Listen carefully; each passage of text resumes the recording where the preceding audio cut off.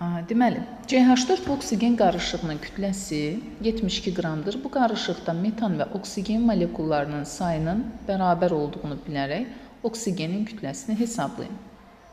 Bizə verilən CH4 və oksigen qarışığıdır. Kütlələri cəmi 72 qramdır və bu qarışıqda metan və oksigen molekullarının sayı bərabərdir. Əgər molekulların sayı bərabərdirsə, deməli N1 N2-yə bərabərdirsə, deməli bunların molları da bir-birinə bərabər olmalıdır. Yəni hər ikisini x mol götürsək, onda biz x mol CH4-ün kütləsini necə hesablayırıq? 1 mol CH4-üm əgər 16 qramdırsa, x molum isə 16x-dir. Sonra 1 mol oksigenin 32 qramdırsa, onda x molum 32x-dir.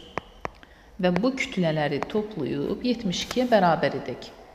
16x üstə gəl, 32x bərabərdir. 72, 48x bərabərdir 72, x də bərabərdir 72-ni böləcək 48-ə.